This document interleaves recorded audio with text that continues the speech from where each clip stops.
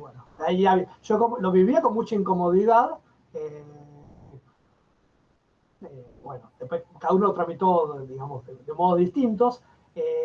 Y ahí sí es cuando uno, digamos, como científico social, vamos a ponerlo así con 80.000 comillas, trata de pensar las condiciones en las que se desempeña. O sea, uno no es solamente la voluntad, el deseo, las ganas. Hay condiciones y claramente esto cambia a partir del año 2001, 2002, 2003, en donde esto es más articulable y hay un cambio generacional ahí. Por ejemplo, para ponerlo en términos estrictamente académicos, había algo que no estaba dicho, pero que todos sabían. En la facultad se iba a estudiar para ser investigador. Y ser, por ejemplo, profesor de secundario era lo que hacías porque no te quedaba otra, ¿no? Aunque formalmente la facultad digamos, que formaba para las dos actividades. Y entonces había todo como una cosa muy fuerte ahí de, bueno, el que se dedicaba a la enseñanza secundaria o terciaria y no investigaba era como alguien que tenía una calificación de segundo orden, ¿no? Y esto nadie te lo decía. Pero son esas cosas que no se dicen, pero que precisamente por no ser dichas, tienen más peso todavía. A mí me parecía horrible eso. Yo trabajaba como profesor secundario, como igual que varias de las personas que nombraste acá, y de hecho me parece que es un trabajo mucho más importante muchas veces que el de los investigadores, no. Y también eso afectaba a cómo se posicionaban los estudiantes, que es lo que esperaban de la formación. Sin embargo, digamos, 10 años después, yo empecé a notar con mucha alegría que quienes estudiaban iban, buscaban una formación muy buena, pero para ser profesores del secundario. Y eso pero para ser profesor del secundario, no como plan B, sino porque ese era el objetivo. Y eso me parece que hay como un cambio en la forma de pensar las relaciones entre campo académico y sociedad también. Un cambio real ahí. También hubo cambios generacionales que quienes, bueno, estaban a cargo de cátedra fueron dejando de lado, digamos, fueron, digamos, dejando paso a gente más joven y demás, pero ahí hubo reacomodamiento. Hay otra forma de pensarlo, pero pongo el ejemplo de ser profesor de secundario, lo que me parece muy significativo y muy específico de nuestro campo.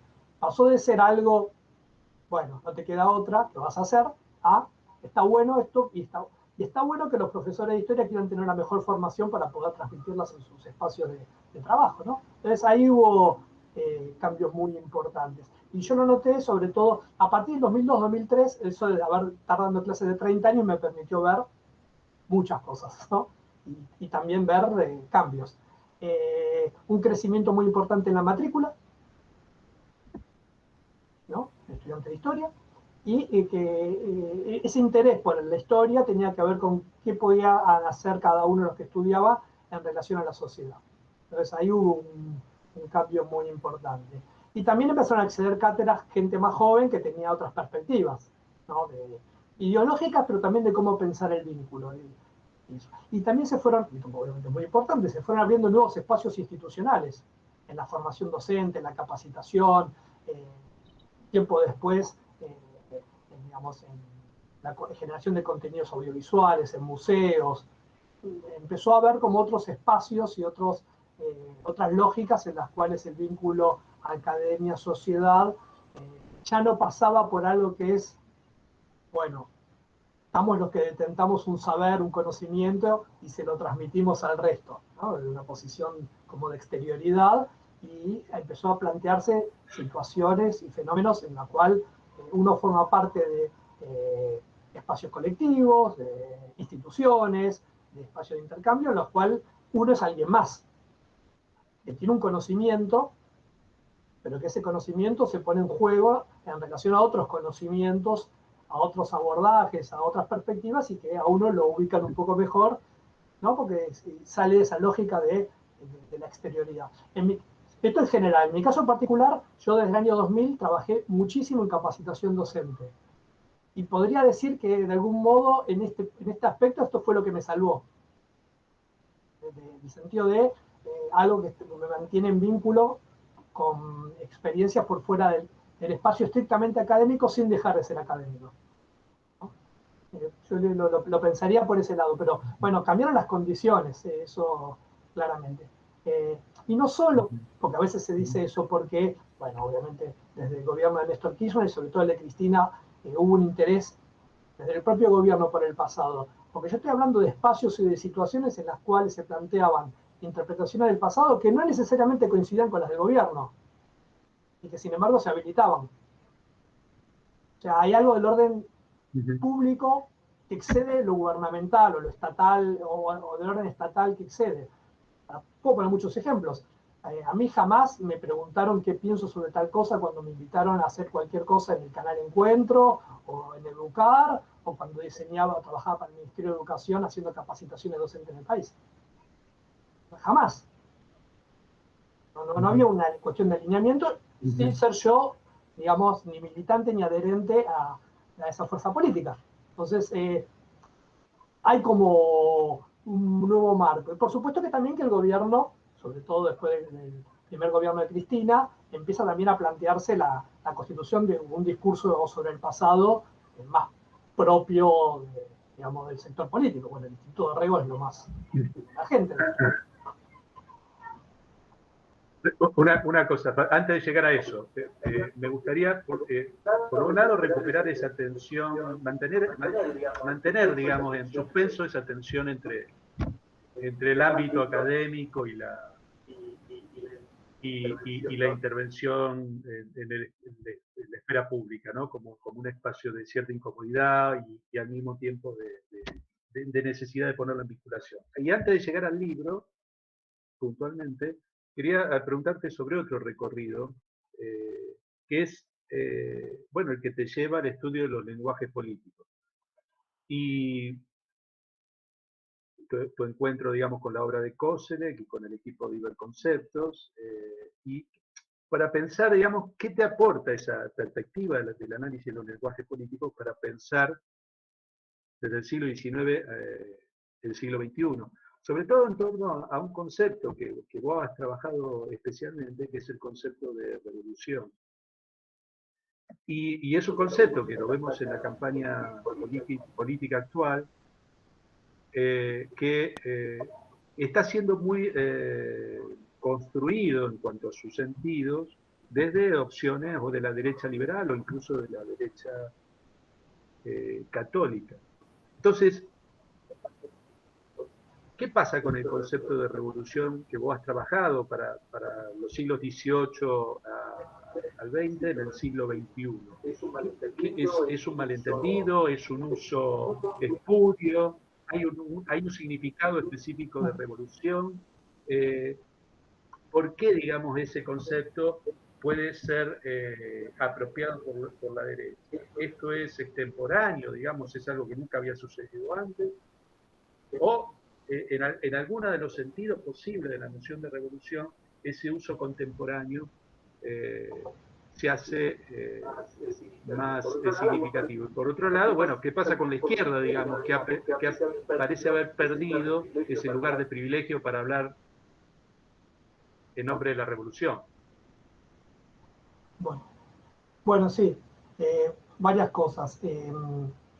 Lo primero que efectivamente, cuando yo ingresé al CONICET, ya veníamos trabajando, en realidad con Noemí Goldman, veníamos trabajando sobre cuestiones vinculadas al lenguaje y política en el siglo XIX, el siglo XVIII, y en términos personales, creo que no solo personales, un gran descubrimiento teórico-metodológico fue la obra de Koselleck, por lo menos para mí, ¿no?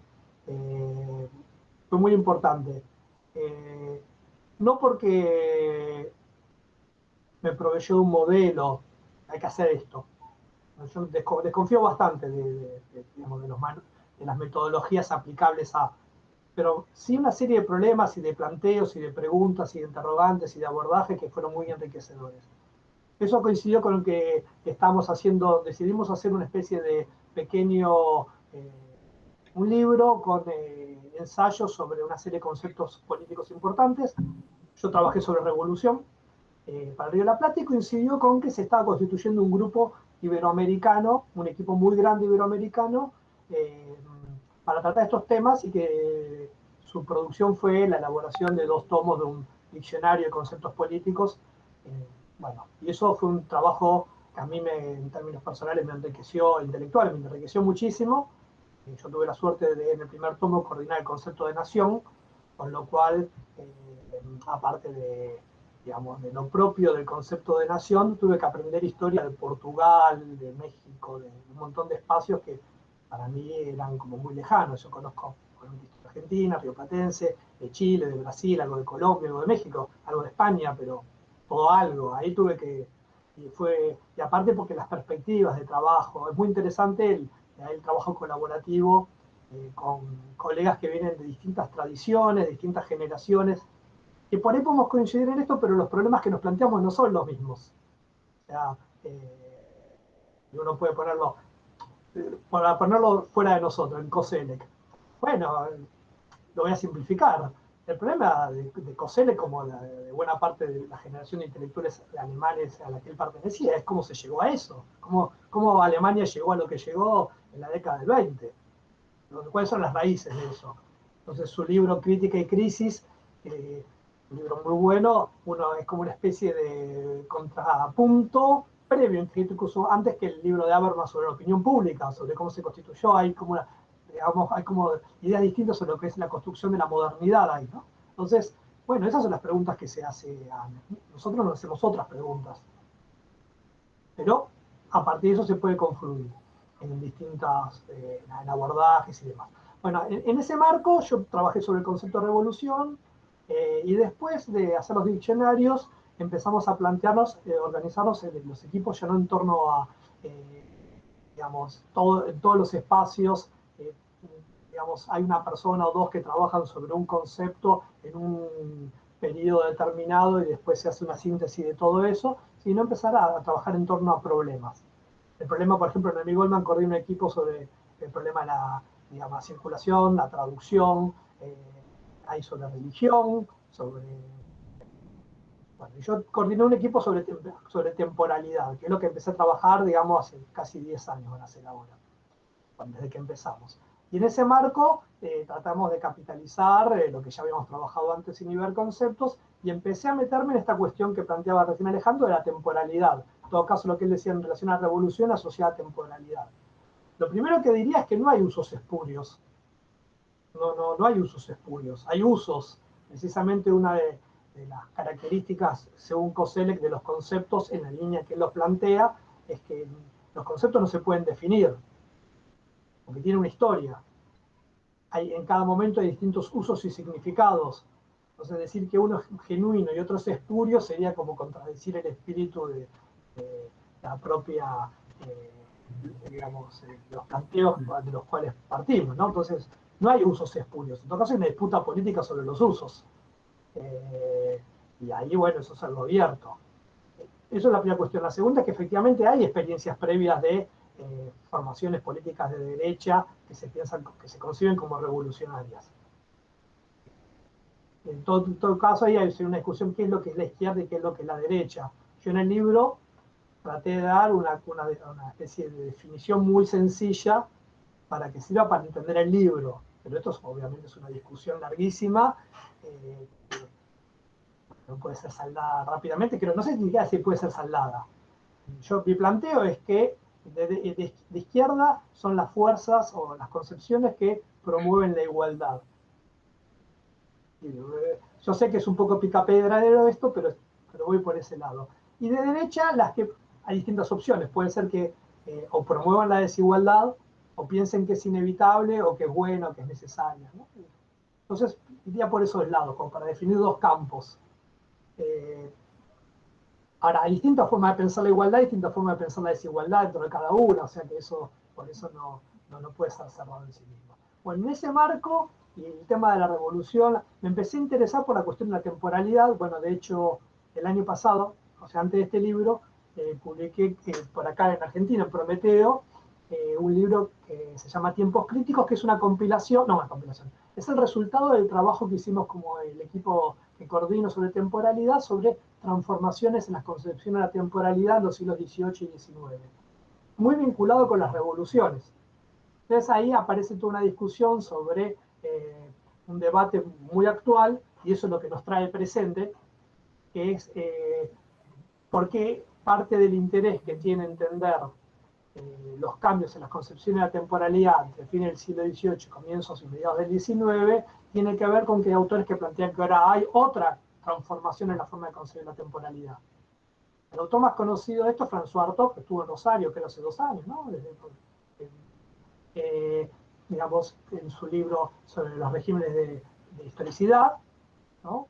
Y que lo que, dicho muy rápidamente, lo que plantea que si hasta, siguiendo a Coselli, que en esto, si hasta fin del siglo XVIII lo que predominaba era el pasado como, digamos, dimensión temporal que da sentido a la experiencia, es decir, si algo acontece, su explicación, su comprensión puede hacerse retrotrayéndonos a algún momento del pasado en el que sucedió algo similar, y con la ilustración y sobre todo con las transformaciones revolucionarias, y también en los medios de comunicación y el transporte y la revolución industrial, empieza a plantearse que esto debía, el sentido de la experiencia social provenía del futuro, hacia dónde nos dirigimos, que esto que está aconteciendo ahora acontece porque es lo que nos permitirá llegar a tal situación en el futuro.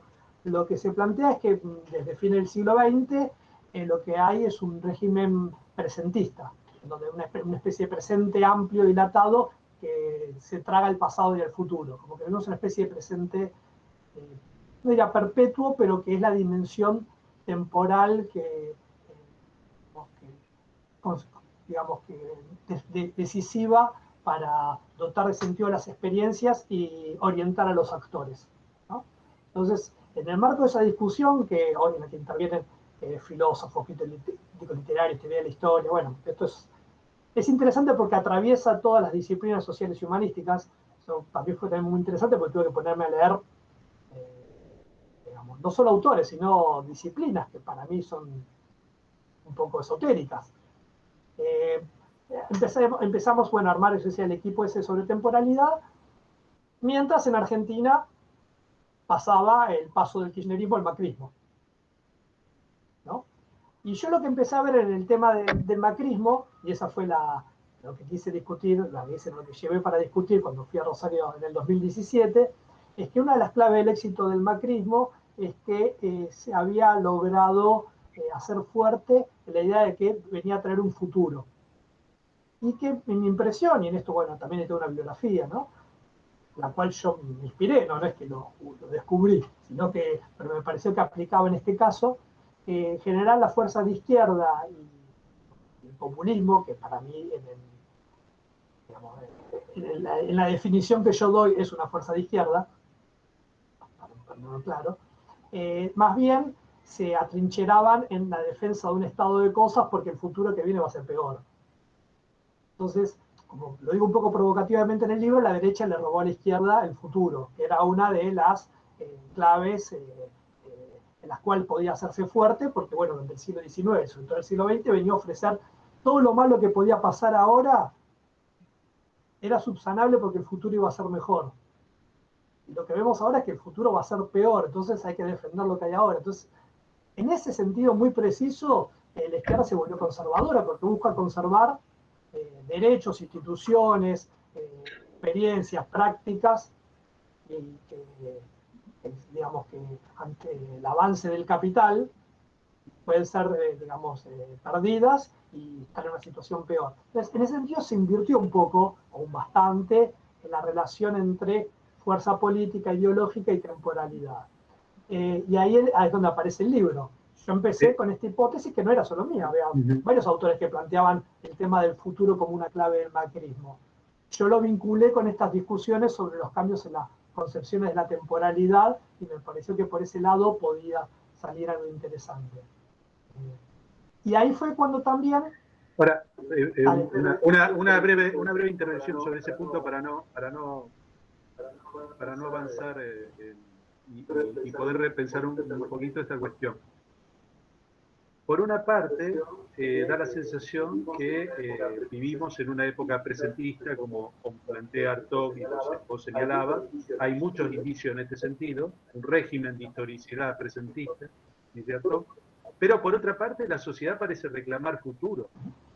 Y eso hace exitoso a quien logre levantar esa bandera e iluminar alguna idea de futuro. Y lo que vemos es distintas alternativas llamadas, para decirlo rápidamente, de derechas,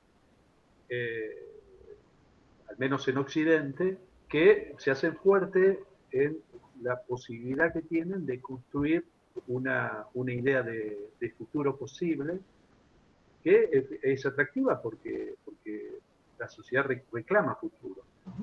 ¿Cómo se resuelve esa paradoja entre presentismo y aspiración de futuro? Sí. Ahí yo diría dos cosas. Por eso es que el libro terminó siendo lo que fue. Hay una demanda, digamos, el presente es insoportable. Vamos a ponerlo así. Pero no es un presente, estoy exagerando por ahí, pero bueno, para algunas personas no lo es. Entonces, una fuerza que te confirma que todo lo que hay no tiene demasiado sentido y que hay que transformar todo y que hay que reorganizar todo a partir de nuevos principios, tiene una audibilidad, ¿no? Hay algo ahí.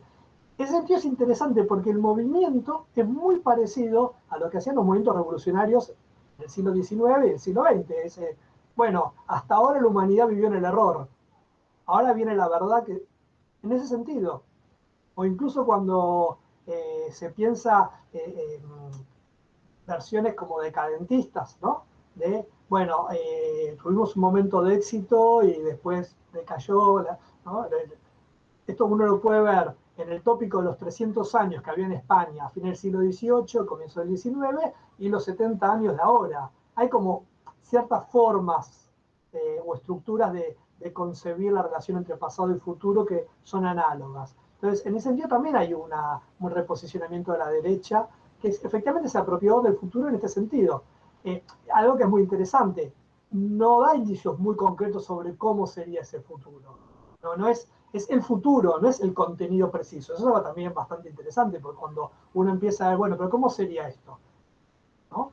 No hay, ¿cuál sería? Para poner la fuerza donde uno más claramente puede ver esto es, si uno quiere pensarlo, en ciertas formulaciones neoliberales, donde dice, bueno, toda la experiencia hasta ahora son experiencias en las cuales intervienen actores colectivos que impiden a los individuos desplegar todo su potencial, hay que terminar con todas las restricciones y desplegarse así. Cuando terminemos con esas restricciones, los individuos van a poder desenvolverse plenamente en función de sus capacidades, sus ganas, sus intereses, sus posibilidades. ¿No? Un mundo meritocrático. ¿Sí? ¿Cómo sería ese mundo? No es muy claro. ¿Cómo sería concretamente?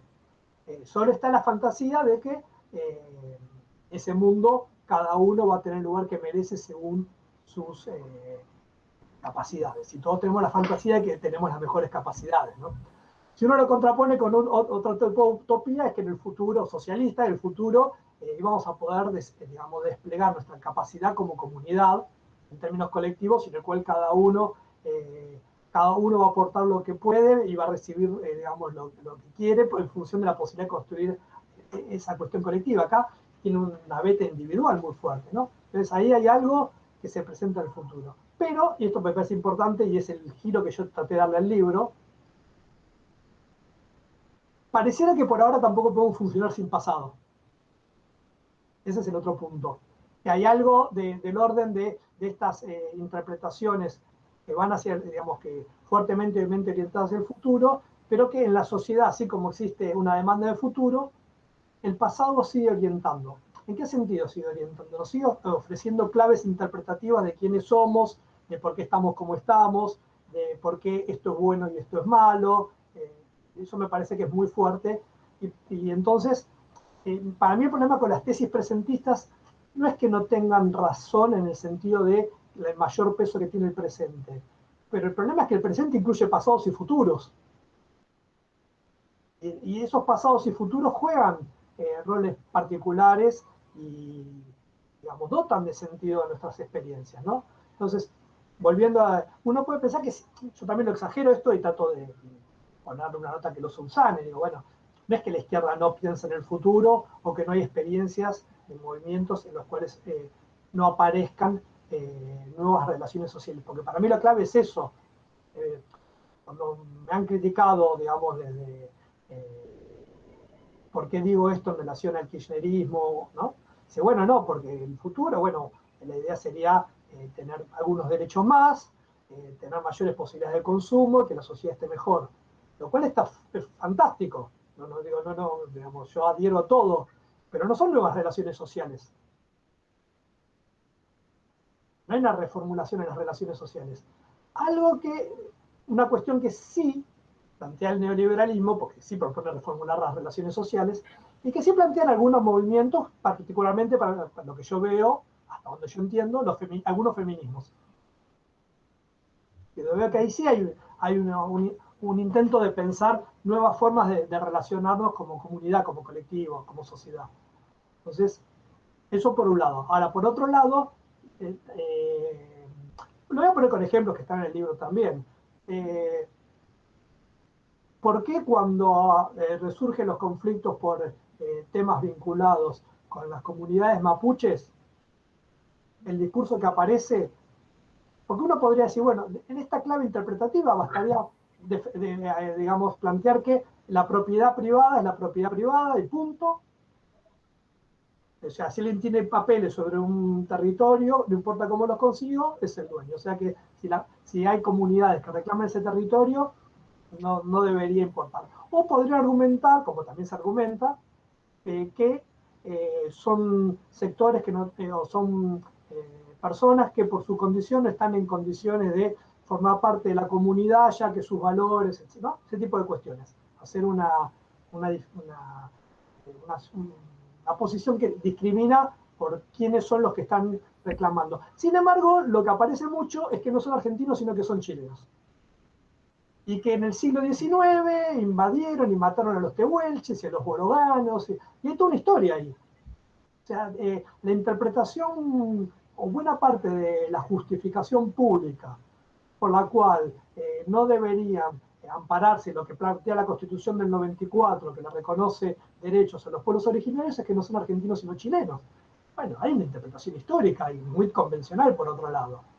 Entonces, no alcanza con el futuro, no alcanza con ciertos valores, la propiedad privada, cosas, sino que también hay una interpretación histórica que sostiene, que uno analíticamente puede pensar que son cosas distintas, pero que en el discurso público y a la hora de fundamentar y de legitimar actúan en conjunto, ¿no? Entonces, ¿por qué aparece eso, no? Yo en el libro pongo un ejemplo que me parece muy significativo por eso. Cuando Esteban Bullrich dijo en el año 2016, o sea, un año antes de lo de Maldonado y de Rafael Nahuel, ya es algo de antes, estaba en Choel y dijo que hay que hacer la conquista del desierto, pero ahora con la educación, no por las armas. ¿No?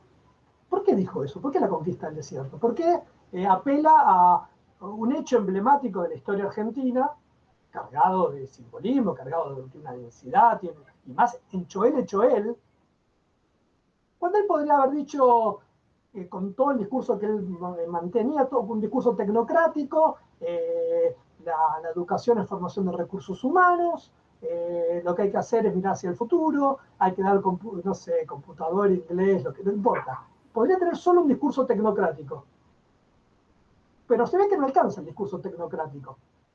No alcanza en el sentido de cómo se vincula con la sociedad, pero tampoco alcanza para los propios dirigentes, militantes, funcionarios, porque son parte de la sociedad. Eso es lo que a veces, digamos, en los análisis sobre los discursos de actores políticos, es como si fueran marcianos que no formaban parte de esta sociedad. Cuando tuvieron la misma educación, la misma o de distintos sectores de educación, sociabilidad, consumo de discursos y demás, que digamos que muchos otros en esta sociedad. Entonces, ahí hay algo que me parece interesante porque permite entender estos movimientos en los cuales, si bien vivimos en un momento que podríamos calificar de presentista, el pasado y el futuro tienen un peso muy importante, así como lo tenían en el, digamos, régimen futurista, digamos, obviamente, digamos, cuando uno dice el siglo XIX, el siglo XX, el futuro orientaba la experiencia. Claro, pero también lo orientaba porque ese futuro tenía también una explicación en el pasado. Y una de las categorías claves que permitía explicar todo esto era la de progreso. Entonces, poder explicar qué líneas podía seguir una determinada sociedad, hacia dónde estaba orientada, tenía que ver con una historia previa. Entonces se articulaba también. A mí lo que me disgusta un poco de estas tesis es que no es que no importa qué es la dimensión temporal determinante, obviamente es muy importante, pero que nunca hay que dejar de tener presente que es la que a partir de la misma se articulan las otras dimensiones temporales. Hay que pensar eso, cómo se articulan, no tomarlas como compartimentos. Bueno, ahora predominaba el futuro, entonces, bueno, eso lo... Ok, como si el pasado lo hubiera dejado tener... Sería ridículo pensar que en el siglo XIX el pasado no tenía importancia, en el siglo XX. Digamos, el siglo de la historia o no lo es. ¿No? Y hoy en día, ok, el presente, digamos, el pasado parece que no lo guía, y el futuro no es algo a lo que queremos ir. Eso quiere decir que no tenemos pasado y no tenemos futuro. A mí no me cierra ese tipo de interpretaciones. Y bueno, entonces me pareció que el discurso del macrismo era como un corpus por el cual yo podía explorar estas hipótesis en general y en particular algo que me interesaba indagar, porque a mí lo que me interesa, ahí ya con mis preocupaciones ético-políticas, lo que me interesa es entender por qué una parte importante de la sociedad comparte estos valores, qué es lo que hay ahí, cuáles son esos valores, cuáles son esas ideas, cuáles son esos, sus simbologías, sus orientaciones. Me interesa entenderlo, pero sobre todo por esto, ahí te dejo.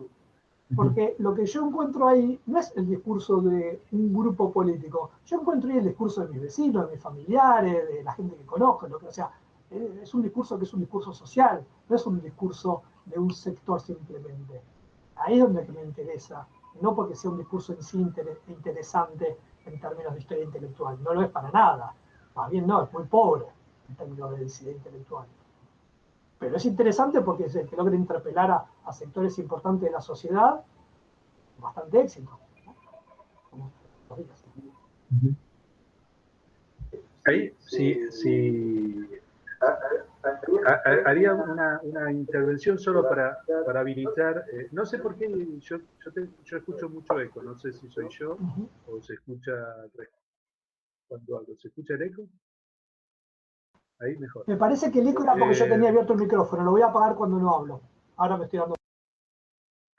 Pues, bueno, no, les quería avisar que hubo problema con la transmisión en Facebook, y entonces se está transmitiendo por YouTube.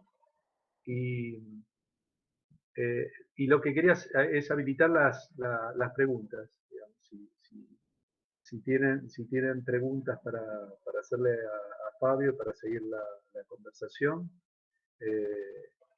Tal vez podamos recoger primero algunas y la compartimos con Fabio, y Fabio las intenta responder, y bueno, después vamos siguiendo. ¿Te parece? Sí, Carlos.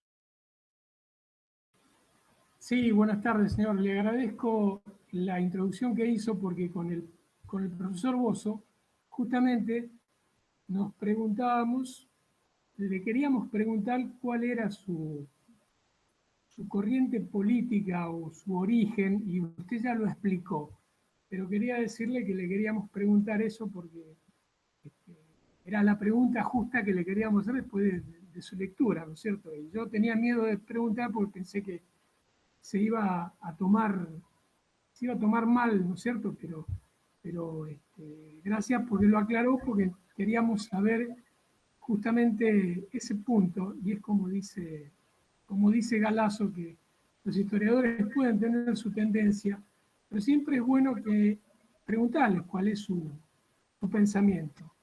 Así que, si usted no lo decía, yo se lo iba a preguntar, así que se lo agradezco, señor. Perdón que intervenga, no, pero yo no me interesaba saber su posición política, era una pregunta tuya. No vamos a entrar acá en debate. Pero bueno, era una inquietud que tenía Carlos con respecto a ciertas afiliaciones.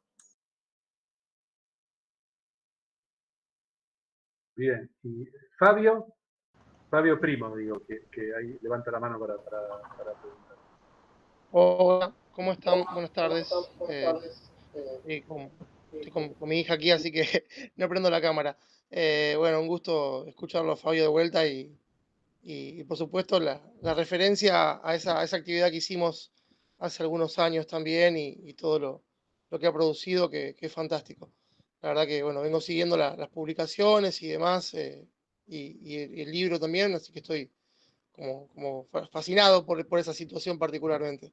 Tengo una pregunta más bien de traerlo a la actualidad ahora, porque obviamente el hecho de que esa experiencia haya encarnado en gobierno, la ha desgastado, le ha quitado esa vivacidad, esa frescura y aquella oferta de futuro, más allá del fracaso social mismo, digamos, pero ahora hay como una renovación de ese discurso,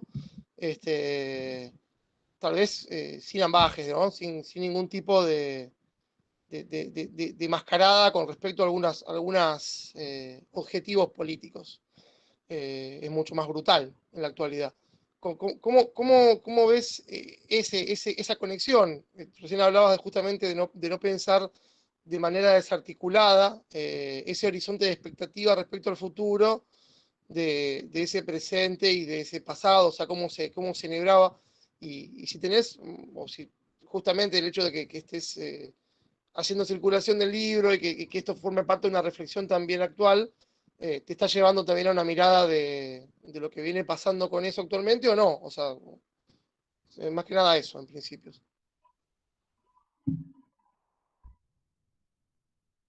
Y le hacemos pregunta a Ignacio, que tiene levantar la mano, y después te pasamos la palabra a vos, Fabio. Creo que Ignacio está ahí, que levantó la mano. Sí, por eso, Ignacio. Sí. ¿Qué tal, Fabio? ¿Cómo va? Te quería hacer una pregunta. Bueno, vos marcaste bien este fenómeno que no es solamente argentino, en el que las derechas le robaron, las derechas dentro de tu definición, le robaron el futuro a las izquierdas, pero en el caso argentino vos reconstruís también la interpretación del pasado a través de la cual le robaron ese futuro, ¿no?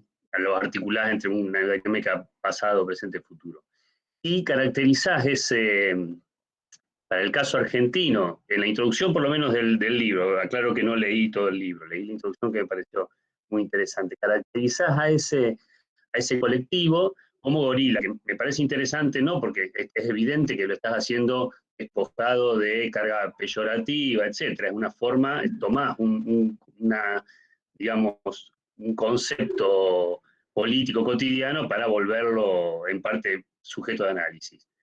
Mi pregunta tiene que ver con ese uso con esa interpretación del gorilismo. ¿Qué diferencia tiene con otros discursos de derechas, por ejemplo, latinoamericanos, donde también pasa lo mismo? ¿Tiene que ver con esos famosos 70 años? ¿Hay algo particular en el gorilismo para que valga la pena, digamos, definirlo de esa forma y no sumergirlo dentro de un colectivo, digamos, por ejemplo, en Latinoamérica?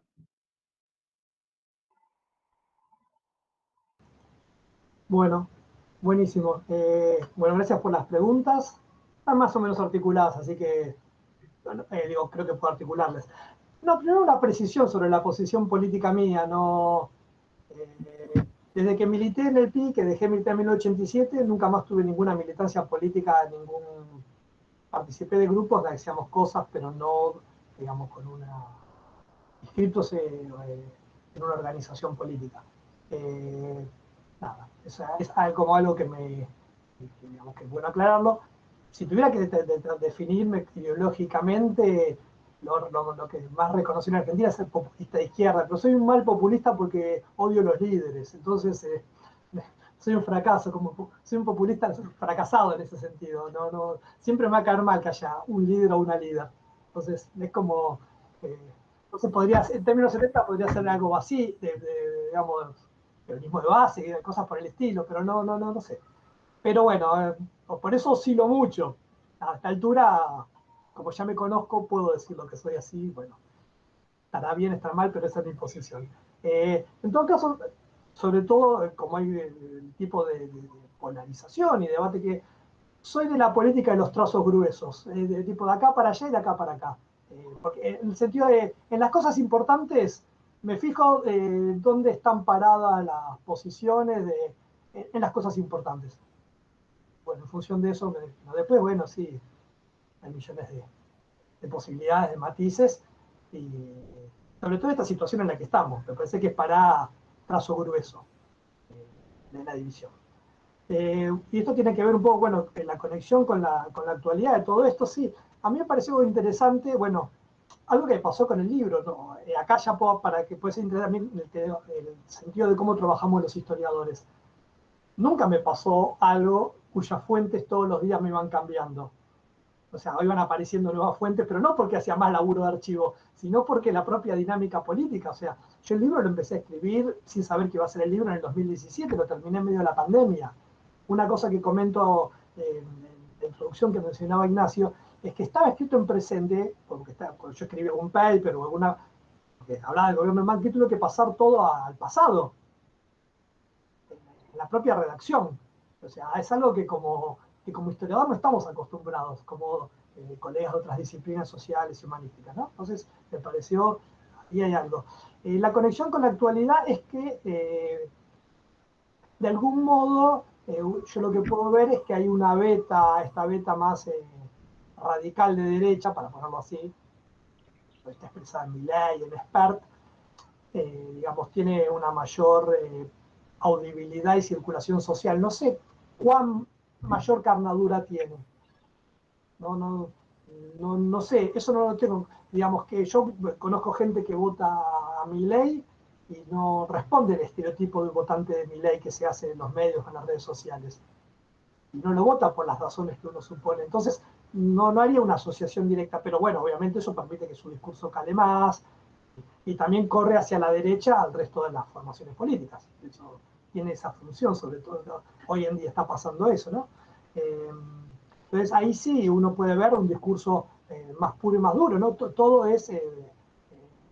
vivimos en una sociedad que está condicionada por peso de la historia y que tiene que deshacerse de todo eso para que podamos liberarnos. Desde el banco, de todo, el banco central, todo debe ser suprimido, ¿no? Es como, obviamente es insostenible. Una sociedad, así como es difícil imaginar una sociedad, digamos, hoy en día, con la densidad demográfica y el tipo de vida que llevamos, sin Estado, ¿no?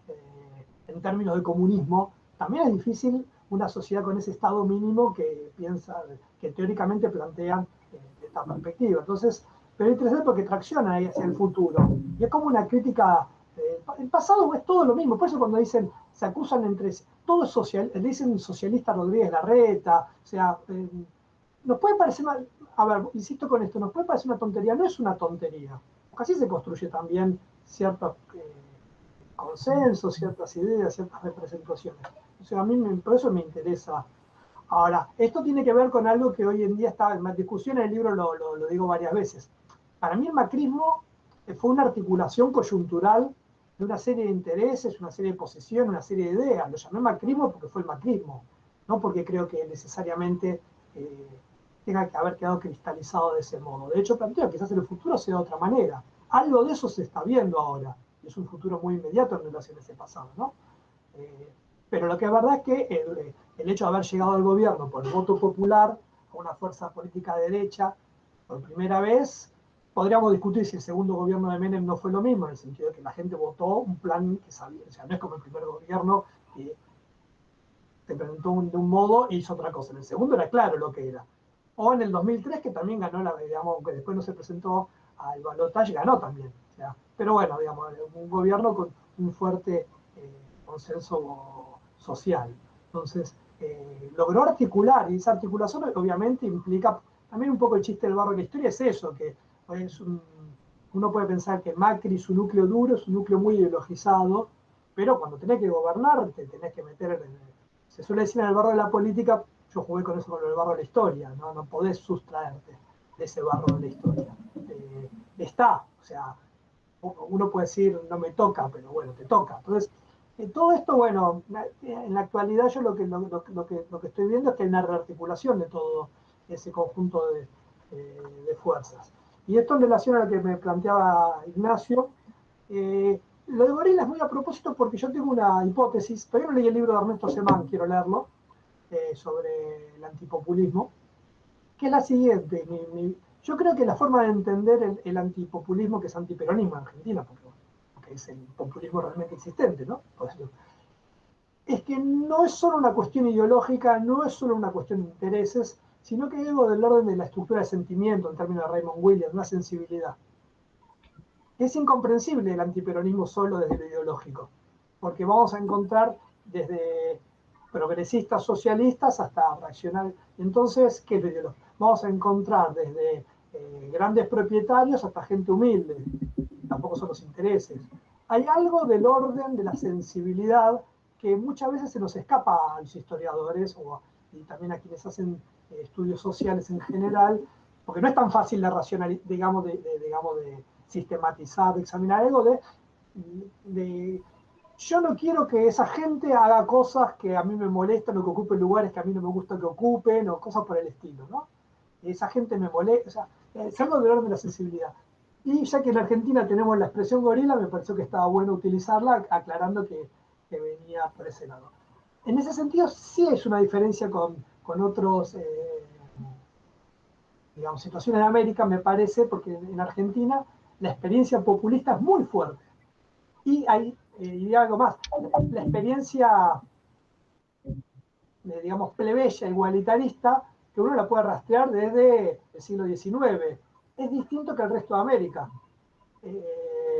Obviamente eso no quiere decir que sea una sociedad igualitaria, pero si uno compara lo que es la sociedad argentina o lo que era la sociedad rioplatense del siglo XIX con la del resto del, digamos, es muy distinta. Uno ve incluso en los procesos de conformación de las élites y demás, en la capacidad de incorporar nuevos actores. Yo no sé en cuántos países de América Latina en el siglo XX podían haber accedido a la presidencia, digamos, argentino de segunda generación, por ejemplo. Por un ejemplo, poner lo más alto, llegar a la presidencia, o a gobernaciones, o a cargos importantes. Entonces, hay como ciertas condiciones en Argentina, y que eso se condensa en el peronismo, y donde buena parte de lo que es el discurso, digamos, que ahora se está reviviendo como una especie de discurso de la Guerra Fría, que es como absolutamente anacrónico, es como que se superpone con el discurso antiperonista, ahora se dice antipopulista para darle una pátina mayor. Y ahí se articula. Entonces yo ahí sí veo una diferencia en la experiencia argentina, que le da un cariz particular, porque incluso también es muy difícil también, algo que aparece en el libro, incluso para quienes tienen estas posiciones, les es muy difícil desconocer ciertas instituciones, en el sentido más laxo de instituciones de la sociedad argentina, como la educación pública, cosas por el estilo que no es que no se objetan, pero hay actores que, digamos, dentro de esa formación política, ideológica, por lo menos creen que no hay que objetarla. ¿No? Entonces yo ahí pongo, por ejemplo, en un momento una imagen, bueno, cuando la UBA, cuando fue en el 2019, fue después de que Macri perdió las elecciones, fueron los 70 años de la sanción de la enseñanza gratuita. Y Larreta fue con Santilli a sacarse una foto en la Económica donde ellos estudiaron. Para eso, para un sector digamos, de la derecha argentina, es horroroso. Sin embargo, ellos consideran que algo de eso tienen que, ya sea porque lo piensen genuinamente, no me interesa a mí las motivaciones, si es genuino o no genuino, pero el gesto es interesante. Hay ciertas tradiciones, instituciones, incluso argentinas, de cierto igualitarismo, a las cuales tienen que todavía tener cierto tributo. Entonces hay algo diferente en sin convertir esto en Argentina es un lugar excepcional, ¿no? Porque tampoco esa cosa de no, Argentina todo es distinto y demás. Eso no. Pero sí, yo veo una singularidad. Si quieren lo podemos ver en nuestro campo, en lo académico. Nosotros tenemos formas de sociabilidad institucional en el campo académico que son mucho más relajadas y mucho más plebeyas e igualitarias que casi todos los sistemas académicos latinoamericanos. El mexicano, que el colombiano, que el chileno, ¿no? Eso tiene que ver con la sociedad argentina, no con el sistema académico argentino. ¿No? El tema de la jerarquía, el tema de que haya actividades como las interescuelas, donde se pueda estar en un espacio común discutiendo masivamente, no digo en igualdad, porque eso no es igualdad de condiciones, pero que haya, bueno, eso no es algo tan habitual, ¿no? Uno ve los sistemas académicos, otros países son mucho más rígidos, más cerrados, más verticales. No es porque el sistema universitario y científico argentino sea distinto, sino porque la sociedad argentina es distinta. Me parece eso, no es algo que examine en profundidad, pero es algo que como experiencia personal se siente. En Brasil hay algo de esto. Que bueno, un poco que me fui por las ramas, pero era por este lado. Recogemos, si te parece, algunas preguntas más, Fabio. Sí, yo estoy entregado. Tenemos tiempo, aprovechamos eso. Bueno, quienes quieran, hacemos una nueva. Leonel, primero, Camila, después. Perdón, digo algo de que me olvidé de lo que decía recién, digamos, cómo se imprime con el discurso de derecha y demás. Algo que me interesante, bueno, a partir del libro, me invitaron a participar de un dossier que se hizo en una publicación francesa sobre la experiencia del proyecto Artigas. Y a mí me pareció interesante meterme ahí porque, bueno, es como un movimiento social, recupera una figura, publiqué un trabajito sobre eso, ¿no? Y a mí me pareció interesante porque lo que me pareció, digamos, lo que estuve viendo, es que hay, que el pasado que importa, como que el pasado del siglo XIX ya pasó, por más que se llame Artigas. Lo que estaba en juego en los discursos que circularon esos días de un lado y del otro, eran los famosos 70 años. Ese es el pasado que importa. Y que tiene que ver con el populismo. Incluso cuando decían, bueno, los discursos contra el proyecto Artigas, que es una cosa socialista y demás, cuando uno lo escarbaba un poquito, el problema no era el socialismo. Tenía que ver con la experiencia de estos lo que es famosos 70 años, que ya no son más de 70 y demás. Entonces hay algo que me parece que también que el debate en torno al populismo como expresión sociopolítica, cultural, ideológica, como que se tragó bastante el tema de la objeción desde la derecha hacia la izquierda, como que se identifica a la izquierda con eso. Porque había una reivindicación de Artigas, digamos, en el caso uruguayo muy obvio, porque de hecho Artigas lo reivindica a la derecha en Uruguay, movimiento muy fuerte. Y entonces como que los conflictos del siglo XIX y demás es como que ya es como un eco, un pasado lejano. Me parece que ahora sí hay como, a diferencia de lo que pasaba en la década del 60 y del 70 del siglo XX, donde el siglo XIX tenía un peso, ¿no? Ahí hubo un cambio. No me olvidé decir eso. ¿No?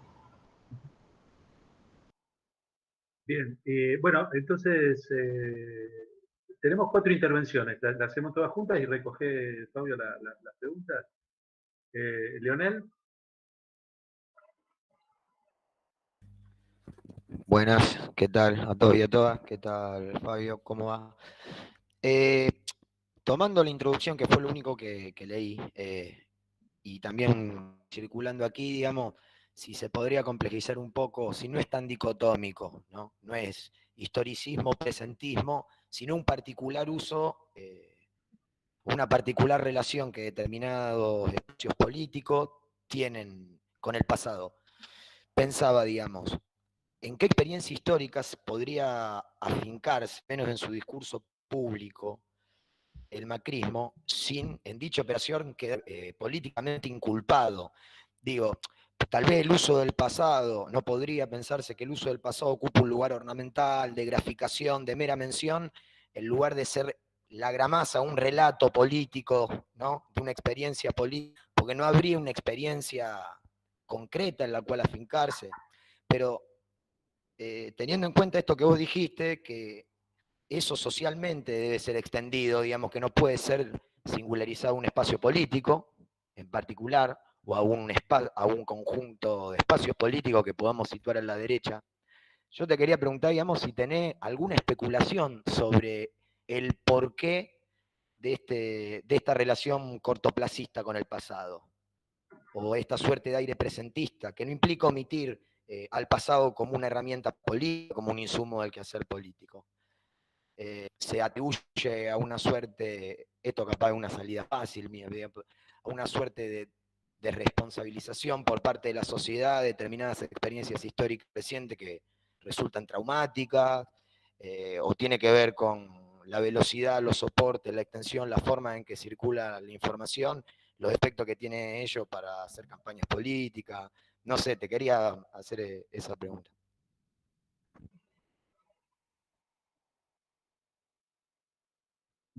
Gracias, Leonel. Camila. Hola, hola a todos.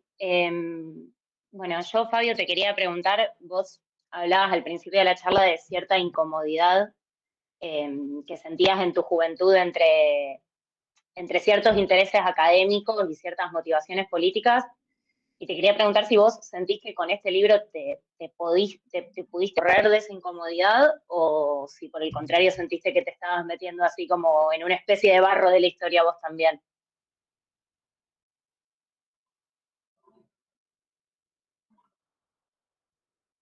Bien, bien, Camila. La metáfora del barro da para hablar bastante. ¿Y Renzo? Gracias. Yo quería preguntarte, Fabio, en el libro es muy interesante todo el trabajo de análisis del macrismo, o sea, cómo construye su identidad política, por momentos cómo esa construcción de esa identidad se da también por oposición a la construcción de la identidad política del kirchnerismo. Y está muy bien trabajado y quizás hasta es novedoso la relación del macrismo como nueva derecha con, o sea, por un lado respondiendo a una derecha tradicional, a una tradición antiperonista, pero con elementos novedosos, con el uso de redes sociales y utilizar las redes como espacio de intervención.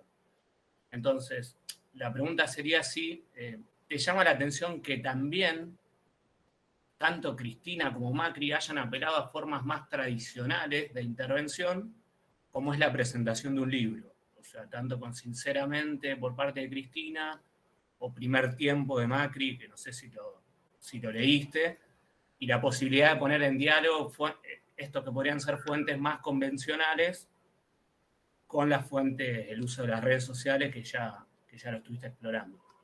Gracias. Y no, en esta tanda nos queda Luz y después responde Fabio. Dale, hola a todas. Fabio, yo te quería preguntar algo bastante específico, pero tiene que ver con el artículo que escribiste para la revista Panamá, que en un momento hablas de formas deshistorizadas o deshistorizadoras de recuperar el pasado. Y yo al principio lo leí y lo entendí, historiadora, pero después me quedé pensando y dije, esas formas no son una operación recurrente no solo en el macrismo, no solo en la derecha, sino en cómo aparece el pasado y la historia en el ámbito más social y público, digamos, y no sería más un pedido de nosotros como historiadores académicos, ese pedido de historización. Entonces me preguntaba cómo estabas pensando esa idea de historizar para recuperar el pasado.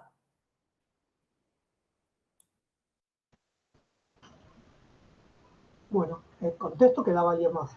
O sea, ¿no? Creo que estamos, ¿no? Sí, estamos, Fabio, sí, sí. Perfecto. Bueno, empiezo por el final, por lo de Luz. Sí, en realidad era porque empecé a trabajar con lo que me iba encontrando. Lo primero que me encontré, bueno, lo primero, pero lo más llamativo, no está ahí, por eso está en el libro, pero no está en ese fragmento que publicó Panamá. La imagen de, recuerdan, en el 2012, la remera del Che Macri, que era digamos, como el recorte de la figura del Che con la cara de Macri. Y hice un análisis de eso, porque me pareció que había que tomarlo en serio, y repetí un poco lo que planteaba Alejandro, ¿no? Con la idea de nosotros somos los revolucionarios, pero despojados de los contenidos, ¿no? Entonces, eso, y después la figura del emprendedor, que también me pareció interesante, que me parecían deshistorizadoras por lo siguiente. No porque no son interpretaciones históricas correctas, porque yo no me estoy preguntando si son correctas o no son incorrectas, por lo menos en el análisis que planteo. En general creo que son todas incorrectas, ¿no? Las que hacen eso. Pero no importa, pero no es lo que me... Sino en tomar algún elemento del pasado, traerlo al presente sin insertarlo en una narrativa. Para mí lo decisivo es eso, ¿no? Que no está inserto en una narrativa que tenga capacidad explicativa y que trascienda al uso de ese icono, de esa imagen, o de esa mención, de esa referencia. Entonces cuando te dicen, Belgrano es un emprendedor, están haciendo un uso del pasado. Porque miraba el discurso de Macri en el 2017 en el Monumento a la Bandera, ya que estamos en Rosario. Digamos, del 20 de junio de 2017. Y tiene un discurso muy bueno, ahí Belgrano era un emprendedor que miraba el futuro, enfrentó los desafíos, siempre hacía. O sea, el problema para mí, el problema, ¿por qué lo pongo como deshistorizador? No porque es una interpretación errada sobre Belgrano, sino porque no le inserta ninguna trama histórica. Ese es el punto. Ahí va eso. En cambio, después digo, bueno, las otras dos que trabajo, que tienen que ver con interpretaciones tradicionales de la historia argentina, sí, ¿no? Bueno, es lo que reconstruyen es básicamente, por ejemplo. Eso, o cuando tienen que hacer, bueno, pongo algunos ejemplos. Bueno, eso por un lado. Estoy yendo atrás para adelante. Bueno, lo que me preguntaba Renzo, lo del libro, no lo había pensado, el libro de Macri no lo leí, porque lo publicó después que ya había terminado el libro, y después que terminé el libro decidí que tenía que dar una especie de descanso mental de todo esto, porque bueno, me había un poco saturado. Digo, leí unos cuantos libros. Bueno, en ese sentido soy un historiador muy convencional. Leemos esto para sacar esto, ¿no? Así, o sea, hice eso. El famoso, con 1 kilo sacamos 50 gramos. Bueno, sí, leí 1 kilo de cosas increíbles, no solo las redes sociales, sino también libros, artículos periodísticos. Entonces ya no leí. Es interesante lo de la, no había pensado la presentación del libro como en el espejo, ¿no? Lo de Macri y Cristina. Yo creo, en el caso de Cristina, bueno, fue un hecho político muy claramente, muy pensado, además. En el de Macri supongo que habrá pensado que algo de eso podía ser recuperado bajo su propios intereses. La verdad que no lo sé. También hay algo que todavía queda, ¿no? El prestigio del libro, ¿no? Hay algo que en ciertos sectores funcionan, pero no sé si tiene que ver con eso o no. La verdad que no lo había pensado demasiado. Sí me parece algo que yo trato de poner en el libro, sin desplegarlo demasiado, lo enuncio, que el macrismo es incomprensible sin el kirchnerismo. No porque en sí deba serlo, sino por cómo se configuró, porque la propia construcción del macrismo tiene que ver con el kirchnerismo. En un momento lo planteo, fue el antikirchnerismo posible. Pensemos esto nada más. En el 2011, los dos grandes candidatos a presidente, los tres, perdón, eran Cristina, perdón, se me fue Ernest Wiener y Labaña fue, ¿no? También. En el 2015, o sea, piensen lo que pasó entre el 2011 y el 2015. En el 2015 eran Scioli, Macri y Massa. Es un corrimiento importante, ¿no? Que hay que entender. Y digamos, el apoyo a Macri es simplemente porque terminó constituyéndose en la figura con capacidad para enfrentarlo, no por algo. De hecho, incluso hasta que ganó, hubo sectores, digamos, gran poder en Argentina que apostaban o a Massa o que Scioli se dé vuelta, ¿no? Entonces, no es que Macri era la apuesta de todos. Terminó siendo eso porque funcionó así, ¿no? Pero por eso digo, también, y en ese sentido hay una reconstrucción histórica, ¿no? Hay cómo funcionan en el espejo y demás. Y también porque el kirchnerismo de entrada quiso traerlo a Macri como su opositor. Yo lo tengo muy claro porque vivo en la ciudad de Buenos Aires. Y hace 14 años que lo tengo como gobierno gracias a eso, entre otras cosas, por decisiones políticas de tener como oposición a Macri. Por ejemplo, bueno, ¿Puedo ahí en ese punto agregar algo que te quería preguntar, pero me parece que es pertinente justo que estás señalando esa relación macrismo y kirchnerismo como una relación simbiótica. Más allá de la diferencia que vos decís o estar implícita en lo que vos decís entre las relaciones pasado, presente y futuro que construye kirchnerismo y macrismo, me parece que hay algunas cosas que en el fondo coinciden, digamos, son bastante similares, y por ahí tienen que ver con esa simbiosis que vos planteás, ¿no? Una es la idea de que hay que dar una batalla cultural. y que esa batalla cultural incluye por lo menos un capítulo sobre el pasado, más o menos importante, digamos, pero incluye un capítulo sobre el pasado. La peculiaridad del kirchnerismo es que en algunos discursos de Cristina parece que la batalla cultural no es el punto de partida para una transformación de otra característica, digamos, más económico-social, sino que es el objetivo en sí mismo. Pero en cualquier caso, digamos, la batalla cultural es algo que coincide. Lo segundo que coinciden es esa visión dicotómica, digamos, de los conflictos, como un eterno conflicto entre dos bandos, ¿no? No es original eso, ninguna de estas cosas son particularmente originales, pero quienes se están confrontando coinciden en eso. Y también, digamos, coinciden, creo yo, en la idea de que la disputa es por el futuro, porque lo que tuvo de exitoso en algunos periodos el kirchnerismo fue en su capacidad de permitir imaginar un futuro, una expectativa de futuro. Y el macrismo fue disputar precisamente eso también con cierto éxito, ¿no? De modo tal que hay cosas en las que coinciden. Mi pregunta es ahí, ¿por qué coinciden en este tipo de cuestiones que son, a mí me parecen muy profundas, muy de base para cualquier discusión? Sí, bueno, retomo esto y después sigo con lo otro, está bien. Sí, efectivamente, bueno, el kirchnerismo es obvio lo de la batalla cultural. El macrismo también, pero no lo planteaba así. De hecho, bueno, Paula Canelo en su libro Cambiemos lo trabaja esto con detalle, está muy bien. Bueno, hay una diferencia en la batalla cultural que quiso dar el macrismo, aunque después operó por otro lado, era no aportar otra interpretación sobre el pasado, sino hacer que sostener que el pasado no es relevante para poder comprendernos como sociedad. Por lo menos un núcleo del macrismo planteaba eso. Entonces, Marcos Peña, Durán Bárbaro, Sichel, para poner nombres propios, muy explícitamente.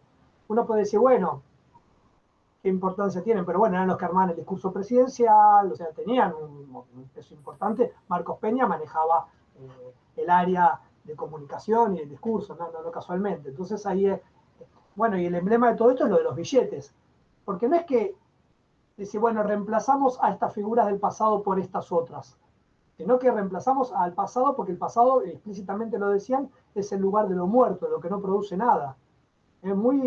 Es una batalla cultural, pero distinta a como se venía planteando. Ya no una disputa por ciertos contenidos y cierto sentido del pasado, sino sobre el pasado como dadora de sentido de la experiencia. Eso no caló. Eso me parece que eso no terminó de calar. Y eso es parte de por qué también aparece la otra dimensión del discurso. Incluso para hablar de... yo cito ahí un artículo muy interesante de Luis Alberto Romero de 2016, donde él dice que hay que dar una batalla y hay que crear una visión alternativa del pasado para el macrismo. Republicana, María Eugenia Extensoro también lo planteó. Según él, lo que había que hacer era desarmar el discurso kirchnerista y ofrecer otras desde la sociedad civil, no desde el Estado. Sería y recupera muchas cosas que son lo que decía antes, obviamente, la educación pública, y para él no eran los 70 años, sino en la década del 70 cuando empieza la crisis. O sea que uno puede encontrar ahí diferencias y demás. Pero la batalla cultural, de hecho, si uno ve hoy en día lo que es la revista Seúl, que agrupa a militantes e intelectuales, en esa constelación que es el macrismo, ahora estamos llamando macrismo a algo que ya no es exactamente así, pero bueno, para entendernos, parte de su propósito, por lo menos los primeros números que alcancé a leer, después también desistí de leerla, porque me parecía interesante, iba por ese lado. Bueno, hay que dar una batalla cultural o no. O sea que efectivamente la dieron, pero la dieron para que el pasado no siga siendo relevante. La mejor intervención, la más brutal intervención en este sentido, es Marcos Peña en el Coloquio Idea en el 2017, cuando dice dejemos a los muertos, que los muertos descansen en paz, dejemos a los muertos en el pasado, ¿no? Uno podría hacer analogías y decir, bueno, que digamos que las generaciones pasadas no opriman a las generaciones como pesadillas, ¿no? Haciendo analogías con el 18 Brumario. Hay algo de eso, decir, bueno, hay algo que acá hay que enterrar algo y hacer algo nuevo. En cambio, el kirchnerismo planteaba una cuestión de hay que incorporar determinados contenidos. Yo no lo traté, los enumeré, nada más, porque no era el objetivo del libro. A mí me parece interesante algo que yo discuto muchas veces con tantos kirchneristas, que por momentos, algo que a mí particularmente me llama la atención, ¿no? La incorporación de Rosas, la reincorporación de Rosas junto a los organismos de derechos humanos. Algo que para mí es como una cosa que hace ruido por todos lados, ¿no? Pero para ver que bueno, pero eso funciona. Yo la primera vez que vi en una marcha de derechos humanos a militantes con la cosa de Rosas, no, o sea, hay algo ahí también sobre cómo se articula una interpretación del pasado que a mí me hace mucho ruido también, pero hay un propósito de una línea de interpretación histórica, ¿no? Del campo popular, bueno, de los intereses nacionales y demás. Entonces, ahí hay algo de la batalla cultural, pero creo que tiene un sentido distinto. De hecho, hoy en día, hace poco Milei dijo, estamos dando la batalla y la ganamos porque somos superiores estética, ética, ¿no? Hay algo que también está circulando. Ahora, tu pregunta, ¿por qué sucede todo esto? Mi impresión, así dicha rápidamente, es porque todavía sigue siendo válida las interpretaciones sobre el empate hegemónico, como se quiere decir. Que hay algo trabado en la sociedad que no termina de ir ni para un lado ni para el otro. A decirlo así, rápido y en criollo. Que hay configuraciones políticas que articulan intereses, ideas y sensibilidades que son contradictorias y que ninguna logra terminar de imponerse sobre la otra. Y las coaliciones que gobernaron, digamos, del 2015 al 2019, y del 2019 hasta ahora, algo de eso expresan, que no tienen una capacidad tampoco para hacer la transformación que quieren hacer, y los otros tienen capacidad para ponerle freno. Entonces me parece que la idea de dar esta batalla es para tener condiciones mejores de poder lograr desempatar esta situación trabada. He dicho así muy rápido, me parece que la explicación tiene que ir por ese lado, con mayores elementos de análisis. Vuelvo a lo que me has preguntado, creo que era Luz, la incomodidad, Camila, la incomodidad del libro. No, yo no me sentí incómodo con el libro, ya estoy grande, ya está, en el sentido digamos, de qué me puede generar esto en los ámbitos donde transito. No es algo que nunca me preocupó demasiado cuando era joven, ahora tampoco me preocupa más. Creo que a veces, sobre todo para quienes fuimos formados en esa época, donde el mandato era la profesionalización, a veces se sobreteme ciertas cosas, digamos, de hacer expresiones políticas e ideológicas, ¿no? Como que, ¿cómo vas a hacer esto si esto no es algo estrictamente académico, ¿no? Eso ya pasó, pero es una marca por ahí de generación, como uno se va a meter en términos de si lo quiere hacer con un rigor, no si lo quiere ponerse a escribir otras cosas. Algo que en otras disciplinas, como la sociología o otros espacios, no funciona así. En la historia tenía mucho peso eso. Pero yo no me sentí incómodo, al contrario, me sentí, digamos, bien, en el sentido de como me daba ganas de hacerlo. Lo hacía y me entusiasmaba. Ese sería el punto. Hay un punto que es importante. Este es el primer libro de una colección de historia nueva que saca la editorial SB, que se llama Tanteando el elefante. De hecho, el libro lo hice, y esto también lo tengo que decir, yo no estaba seguro que esto era un libro. Pero bueno, cuando me propusieron si tenía algo para publicar, dije, mira, yo estoy pensando estas cosas, tengo estos textos, les entusiasmó y me invitaron. Entonces también a veces uno, cuando algo o una producción pertenece a un determinado género, se escribe en determinado, bueno, también tiene que ver con cómo es presentado, dónde circula y demás. Y bueno, en ese sentido, el editor de la colección, que es Julio Besú, consideró que es un libro de historia.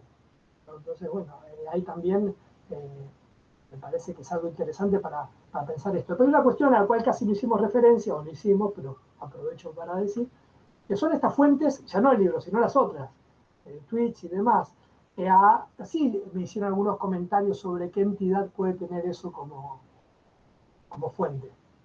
Yo, honestamente, cuando me lo plantearon, la primera vez me sorprendió, después ya no tanto, y después ya no dejaron de planteármelo. pero me sorprendió porque para mí, digamos, cualquier testimonio producido en el orden social puede ser fuente. El tema es cómo lo trabajamos. Si un grafiti en un baño romano del siglo IV puede ser una fuente, ¿por qué no puede ser una fuente un tweet? Digamos, a poner, ¿no? En todo caso, y ahí sí aparece esta cuestión de que yo efectivamente en los últimos años estuve muy involucrado en las redes sociales. Bueno, uno tiene que entender cómo funciona. Os pongo un ejemplo de algo que lo puse en el libro, porque yo traté en el libro, y esa también es mi forma de escribir a veces. Trato de poner cosas sin explicar demasiado y que para que alguien quiera tirar de ahí llegue al punto. Vamos, que no el libro dura sido muy largo. Hay una frase que se le atribuye a Gabriela Michetti, que era algo así tipo un tweet, que es que ¿qué es eso de conmemorar el pasado? Tendríamos que empezar a conmemorar el futuro. Es un chiste de Twitter eso. Nunca lo dijo. Nunca lo dijo. O por lo menos yo nunca llegué a la fuente original. Por eso sentido sí, los historiadores somos maniáticos y ahí sí me di cuenta que trabajamos distinto, porque yo veo colegas de otras disciplinas que agarran un tweet y lo toman como válido sin preocuparse. Digamos, yo traté de ir hasta el último lugar donde podía llegar. De hecho, reconstruí un tweet, un artículo que fue sacado de Infobae, de un tuitero macrista, y lo reconstruí o sea, hice esas operaciones que hacemos los historiadores cuando trabajamos con reconstruir. Entonces, bueno, el de Michetti era interesante porque, digamos, yo lo que trataba de mostrar es que en Twitter pasan estas cosas, que también pasan en otros ámbitos, pero acá es muy eso, hacer un chiste, queda, alguien responde eso, se arma toda una bola sobre algo que no existe, no tiene referente inicial. Entonces, traté de dejar indicado eso. Entonces, en todo caso, qué cuidados tenemos a la hora de trabajar con determinadas fuentes. Y algo que lo dije en varias presentaciones, pero insisto, a mí me interesa mucho Twitter y ojalá los tweets del siglo XIX y del siglo XVIII, porque de algún modo permite saber algunas cosas que circulan en el discurso social que no sabemos cómo circulaban. Y esto es un método mío, no es un método, sí, puramente intuitivo, lo que decía antes. A mí estos tweets me sirven porque lo que hacen es lo que yo escucho o los comentarios que leo, porque es algo que siempre hice por cuestión mía, ¿no? A mí me interesa escuchar mucho lo que se dice en la calle. Lo que se dice, no quedarme escuchando las conversaciones ajenas, no es eso, pero como la frase, lo que va, todo eso, retazos de discurso social, es algo que a mí siempre bueno, escucho las cosas similares a las que leo, entonces es algo que de algún modo me confirma que es algo que está circulando. Yo lo que no puedo es ponderarlo, no sé qué capacidad tiene, no sé cuán significativo, pero sé que está. Y el nivel del libro es trabajar con eso que está y que tiene cierta capacidad de interpelar a sectores de la sociedad. Eso creo que se puede demostrar. Y los tweets son fantásticos para eso, ¿no? Las posteos de Facebook y demás. Así que bueno, esto de, no sé cómo llegué acá, me faltaba lo de Leonel, que era ya una pregunta un poco más densa, ¿no? Las condiciones actuales, ¿no? Sobre por qué esto es posible, el presentismo y demás, bueno, es una discusión infinita. Hay cambios, obviamente, en las formas de vincularnos como comunidad, en la rapidez, en la inmediatez, en esto mismo de las redes sociales, de la fugacidad, ¿no? En esta idea de... me aparecía un comentario, ¿no? En esta dificultad para pensar un futuro acorde a nuestros deseos y demás, ¿no? Hay algo, son muchas las causas,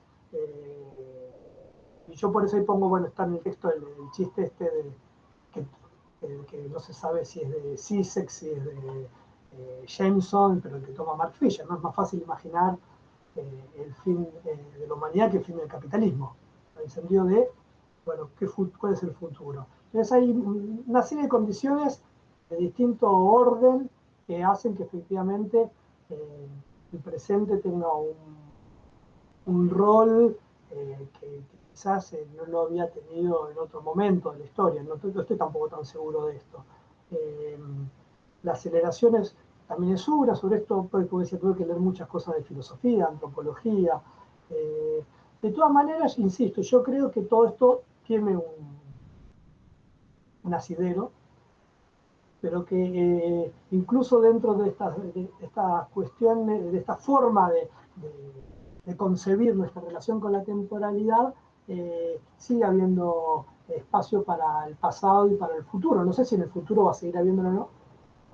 Y una cosa más que sí creo que es algo que, no sé si era que es original, pero que no lo había leído y se me ocurrió haciendo el libro, y que tiene que ver con una cierta limitación no tanto del presentismo, sino del futurismo de la perspectiva neoliberal, que están en las conclusiones. Las conclusiones son como mucho más hipotéticas del libro. El tercer capítulo son unas conclusiones en las que, bueno, cómo se articula el futurismo con las representaciones e interpretaciones del pasado, porque es posible articular esto. Yo creo que el neoliberalismo tiene una limitación estructural en relación al pasado. No es solo que el pasado es todo lo malo y que hay que liberarse, sino que si de verdad se concibe que no existe la sociedad, sino que hay solo individuos, tampoco puede concebirse un pasado, porque el pasado es colectivo. Hay algo del orden de que hay algo que como que estructuralmente está más vinculado al presente que al pasado y que al futuro. La idea de una historia implica actores colectivos, sujetos colectivos, pueblo, nación, humanidad, lo que sea. Ahora, si no existe, si realmente uno se toma el pie de la letra, por eso también en el libro pongo la frase de Thatcher, voy a buscar el origen, que dijo algo un poco distinto, pero no importa. Es cómo fue tomada la frase, no importa lo que dijo Thatcher exactamente. No hay sociedad, solo hay individuos. Yo por lo menos no concibo cómo se puede hacer un pasado, cómo se puede construir pasado con eso. Porque ¿el pasado de qué?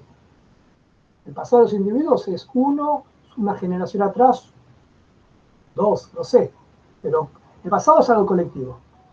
Por tal como lo concebimos, yo no sé si en el futuro esto va a ser distinto. Entonces ahí sí hay algo del orden del presentismo vinculado con estas formulaciones ideológicas que me parece que tienen un límite estructural.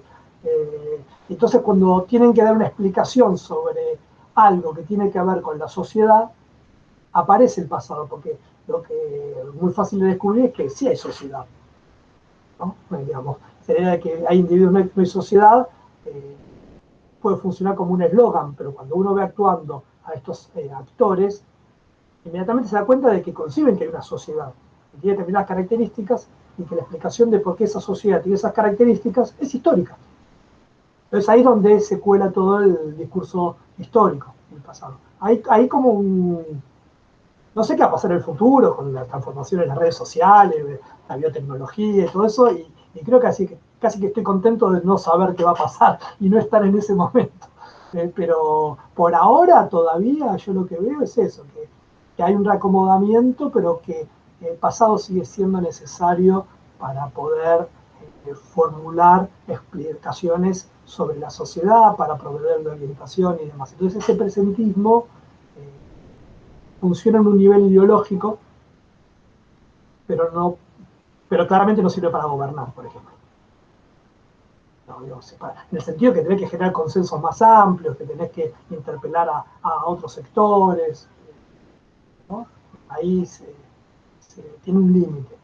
Bueno, no sé si te respondí, pero es un poco por ese lado, la idea de que el presentismo tiene, por un lado, condiciones que bastante difíciles de reconstruir en la actualidad, digamos, pero que tiene que ver con cambios políticos, socioculturales, económicos, afectivos. Bueno, es desde toda la sociología, como Sennett, pero la corrosión del carácter, que trata como hoy en día alguien que en el mercado laboral tiene es efímera, puede ser mucho más efímero su vínculo con una determinada actividad, porque sabe que después va a tener que hacer otro y que va a hacer otro. Yo lo veo en mis hijos eso, ¿no? Comparado con expectativas laborales, estar acá, después allá, ¿no? Funciona de otra manera. Entonces hay algo del orden del presente más fuerte, que tiene una cierta carga de futuridad, pero poca, y va perdiendo peso el pasado. O sea, uno le puede entrar por muchos lados a esto, por eso no se me ocurre una única explicación. O si uno quiere hacer una explicación última, bueno, el proceso de valorización acelerada del capital, bueno, uno puede ir por ese lado también, ¿no? La desmaterialización y desterritorialización, bueno, ahí hay un conjunto de variables explicativas que son muy atendibles. se me escapan a mí. Yo ahí, hasta ahí llego. Creo que Ana había pedido la palabra. ¿Sabes que no te escucho, Alejandro? No sé si Yo dejé una pregunta escrita, pero bueno, la puedo, no sé si me escuchan. Hola, Fabio.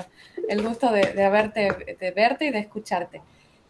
No, yo la pregunta que te había dejado escrita es si te has visto enfrente de esas expresiones en tono acusatorio de ¡ay, qué oportuno! Justo en este momento sale este libro tuyo. Porque bueno, también como que nos quieren, está muy instalado en la gente el paradigma del historiador del siglo XIX, objetivista y que no impoluto, bueno, que en parte también la hemos heredado, estaba en los 80, de que no podemos estar atravesados por nada político. Entonces quería saber si te has visto frente a esos comentarios y cómo te has parado o qué respuestas te has dado o has dado a ese tipo de comentarios. Sí, la verdad, por suerte no, por lo menos no en forma frontal, la verdad que no. Creo que porque, digamos, por empezar el libro salió mucho después de lo que yo esperaba. Yo pensé que el libro iba a salir al comenzar la pandemia, o sea, un año antes. Recién había. De hecho, bueno, también teníamos dudas, ¿no? Porque, bueno, ¿tiene sentido este libro ahora, no? Bueno, nos pasa, bueno, el editor, que es el que finalmente hace una apuesta por una obra, ¿no? Pero bueno, después nos pareció que digamos, la pregunta sería, ¿este libro tiene un interés que trasciende la lectura coyuntural? Esa era la pregunta. ¿No? Y bueno, el editor de la colección y el director de la editorial consideraron que sí. Que bueno, yo confío en ellos. Nadie me objetó. Yo creo que, y esto si hago un autoanálisis, es porque, digamos, a ver cómo digo esto, es difícil de decir o de articular. Porque la gente que me conoce dentro del campo académico sabe lo que yo pienso, siempre supo lo que yo pienso, lo que pensaba, no es algo, ¿no? No, nunca nadie dejó, yo nunca hice, digamos, me parece, expresiones, exteriorizaciones demasiado enfáticas sobre nada, pero nunca oculté nada. ¿No? Entonces, no es que, ahora, y aparte, bueno, vengo diciendo estas cosas en las redes sociales hace años, así que no, ahí no había algo que dijeran, ¿cómo justo ahora haces esto? No, me parece que tiene que ver con eso. Y aparte, bueno, para el caso, digamos, propiamente del campo historiográfico, creo que, bueno, porque ahí funciona esto de que tengo una trayectoria o un lugar, qué sé yo, por mis trabajos, donde se supone que, bueno, que respeto ciertas reglas de oficio y que conozco el campo y qué sé yo, y que no es que sería mucho más difícil de objetar, digamos, que si le hiciera otro. Supongo que algo de eso debe funcionar, no lo sé, pero no me ha sucedido que me lo. De hecho, me llamó la atención colegas que les ha parecido muy interesante, que tiene otras perspectivas ideológicas, quiero decir, que les ha parecido muy interesante y me han felicitado por el libro. O sea que hay algo ahí que tiene que ver, para volver a una pregunta que creo que, o una cuestión que a Alejandro me parece que puede interesarle, que es que hay un campo historiográfico en el cual podemos compartir determinadas cuestiones sabiendo que tenemos diferencias en otros ámbitos. A mí me pasa que yo coincido con gente con la que no coincido para nada o con muy poco. En cuestiones del presente coincido mucho sobre el pasado, sobre cómo interpretarlo. Y al revés. Y eso me remite a esa tensión entre la política y lo académico. O sea, finalmente se constituyó un campo académico en el que podemos funcionar, hay instituciones, y uno discute y sabe que tiene distintas posiciones, pero que hay ciertas reglas de oficio, ciertas formas de trabajo, ciertas cuestiones que se privilegian por sobre las otras. Eso funciona. Y eso hace que, para bien y para mal, porque a veces pasa y digo, pero ¿por qué estoy de acuerdo? ¿No? Entonces pregunta, pero bueno, está de acuerdo, pero también para bien, porque en una sociedad que está tan polarizada, en donde uno se tiene que estar peleando todo el tiempo por todas las cosas con todo el mundo, que la gente con la cual uno comparte espacios de trabajo, espacios de sociabilidad, uno pueda compartirlos, tener diferencias y poder sostenerlas, es más que bienvenido. O sea que yo eso lo veo como algo bueno también. A veces digo, pero es verdad que a veces me pasa al revés, digo, pero yo estoy coincidiendo así, ¿no? Porque me lo pregunto a mí mismo, pero más allá de eso me parece que tiene que ver con esto. Hay algo que cambió y ahí sí a la pregunta, Alejandro, cambió a partir de, digamos, del 2002, 2003, 2004, algo que se fue como armando en un campo más consolidado, que ya existía, pero que ahora se agrandó mucho y al agrandarse inevitablemente tiene que admitir las diferencias. Se admite. Sí. Sí, tenemos una pregunta más de Julia, si quieren, y para ir cerrando, ¿les parece? No sé si alguien tiene alguna pregunta más, porque ya hace 2 horas que lo estamos como quieran, yo soy de banco largo. A Fabio, por todos pero bueno, usted también está cansado. No, gracias por tu generosidad. Así que, Julia, si querés. Hola, gracias Fabio por esta oportunidad. Yo tenía una pregunta en relación a, bueno, algunas cuestiones que mencionaste, pero quizás al pasar en términos de cómo trabajar las fuentes que has elegido trabajar. Porque, bueno, una de las primeras cuestiones es que recordaba en tu faz tuitera que habías sufrido algunas lecturas, habías hecho de hecho capturas, tengo como ese recuerdo un poco vago de haber sufrido algo de la literatura que has elegido.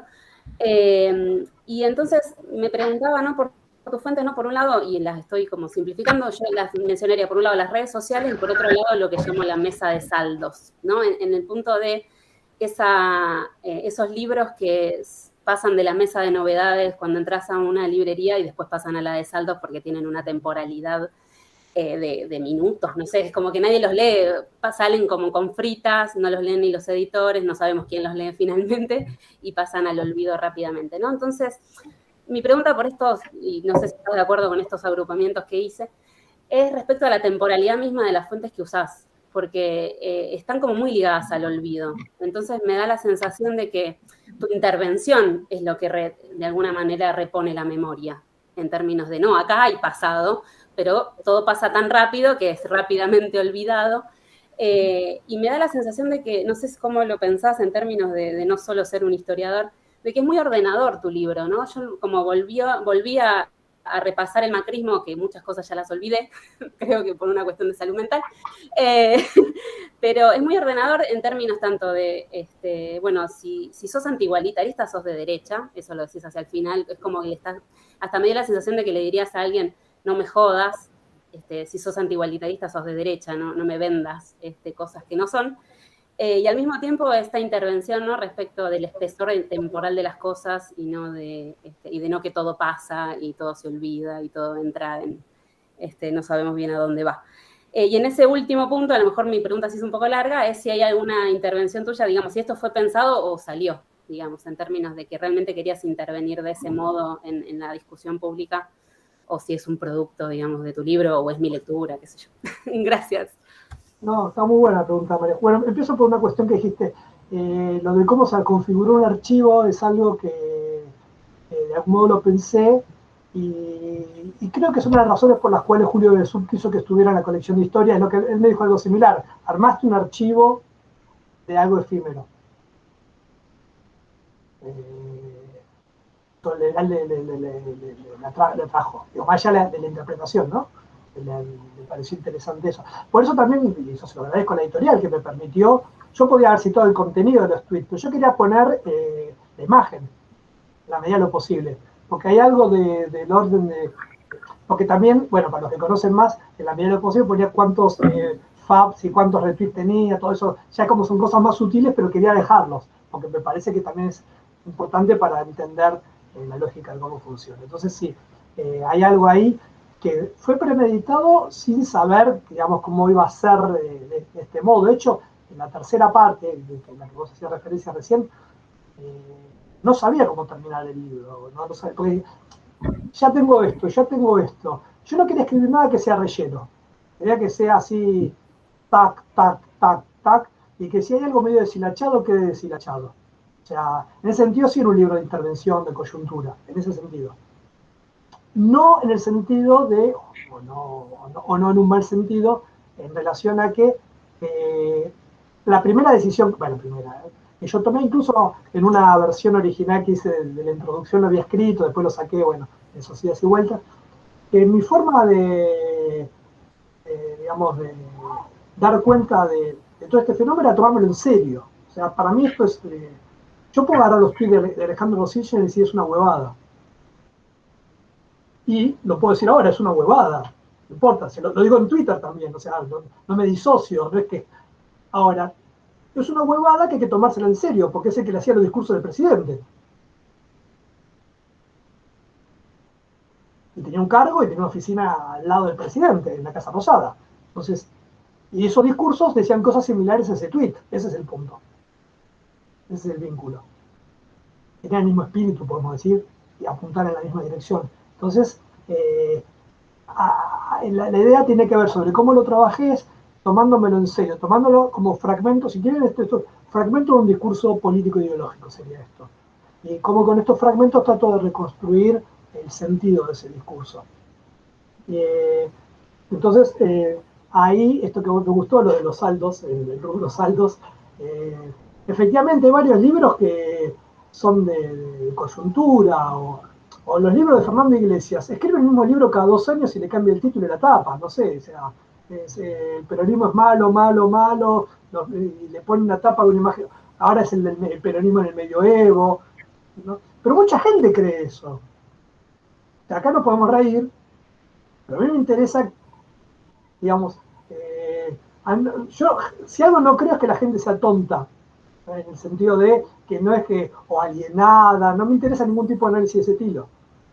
O sea, si hay algo que funciona, tengo que buscarle las razones. Y ahí es donde me tomo en serio como analista o como alguien formado en disciplinas sociales. Si esto existe y tiene relevancia, tengo que entenderlo, no descalificarlo.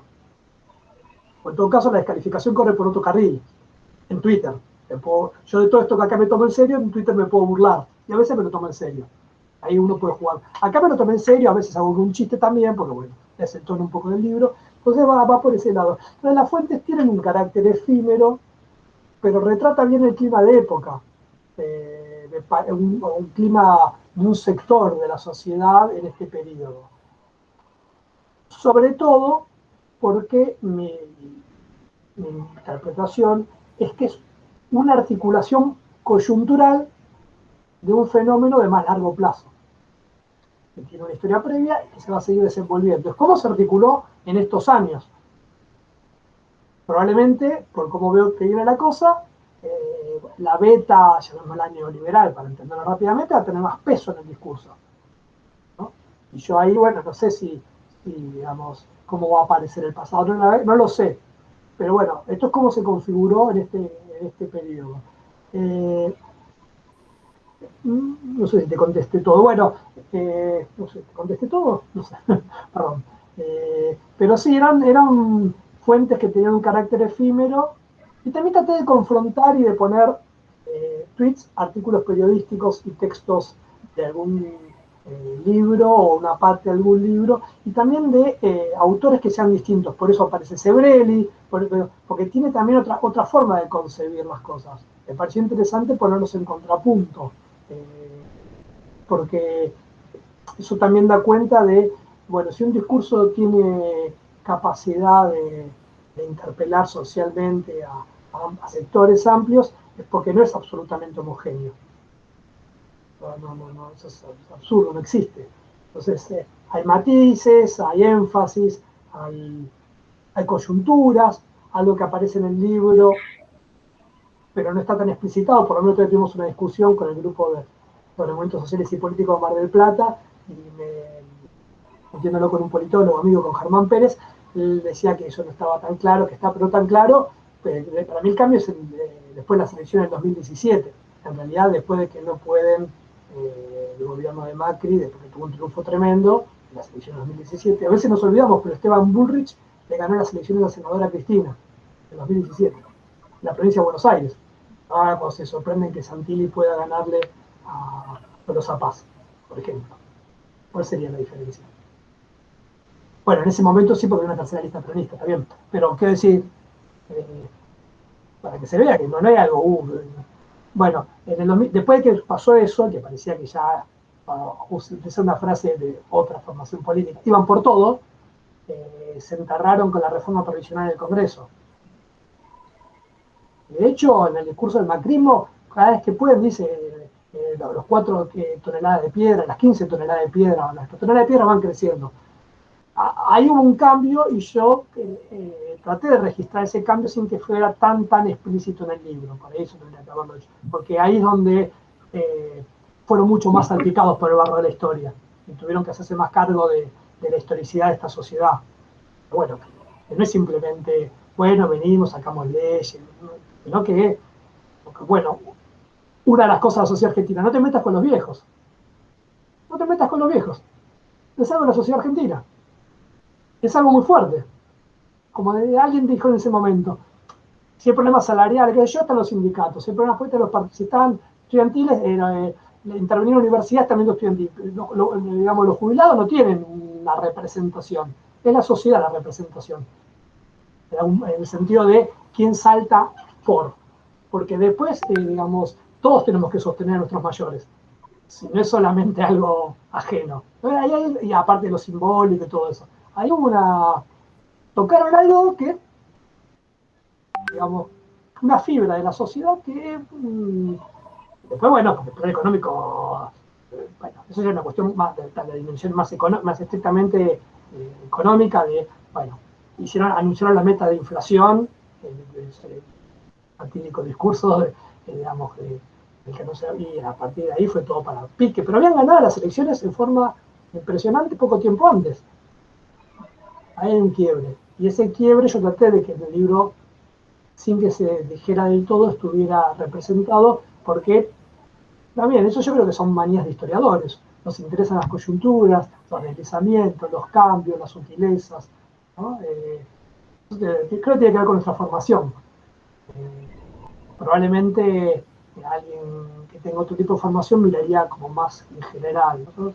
El problema, obviamente, el problema de todo esto, para mí, bueno, ¿cómo hago esto estando adentro y no estoy afuera, estoy adentro? Ese es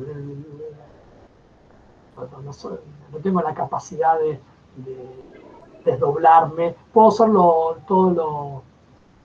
tratar de ser todo lo riguroso posible, tratar de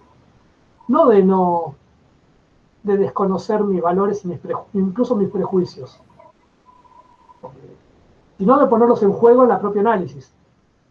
Me parece que de este tipo de trabajos hay que hacer eso, porque lo otro no funciona. Me estoy engañando yo, estoy engañando a los lectores. Entonces, por ejemplo, cuando en la introducción digo, pasa que, bueno, lo hice de una forma tranquila, ¿no? Cuando planteo, por ejemplo, que algo pasó en la sociedad con la temporalidad y demás, y que, bueno, que de algún modo el neoliberalismo atraviesa toda la sociedad. Incluso aquí pongo algo así como a quienes combaten o dicen combatir esas ideas y esa forma y esas concepciones, y me pongo entre guiones, decimos, yo estoy adentro de eso.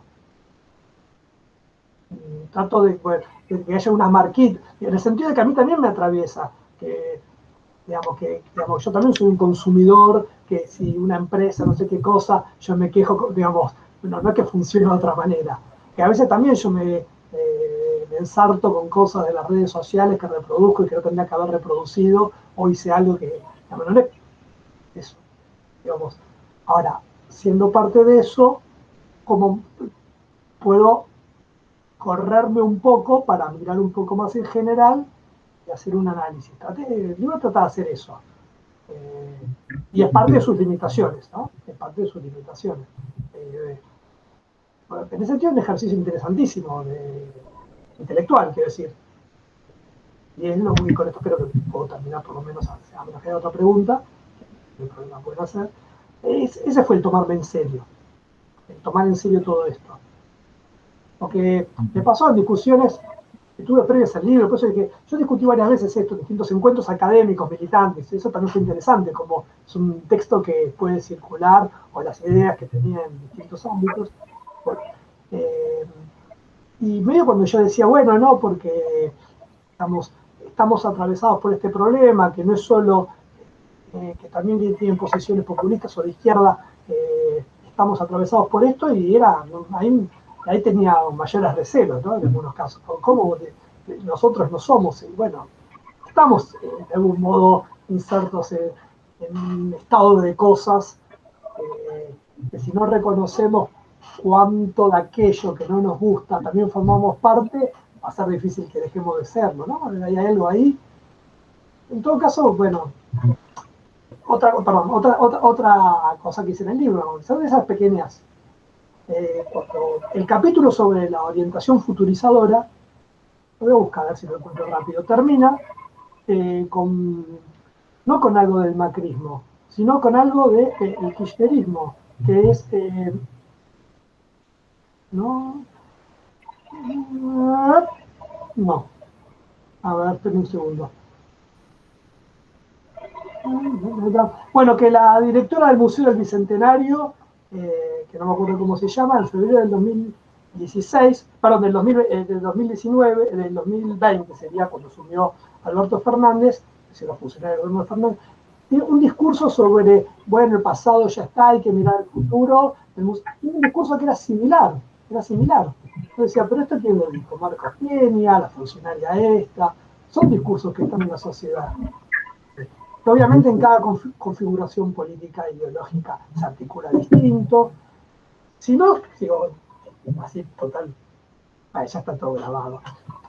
Una de las cosas que analizo en el libro es la voluntad de Macri en el foro de Davos en enero del 2018, cuando dice que el Mercosur y el Mercado Común Europeo tienen que hacer un acuerdo porque en Sudamérica todos somos descendientes de europeos. ¿No?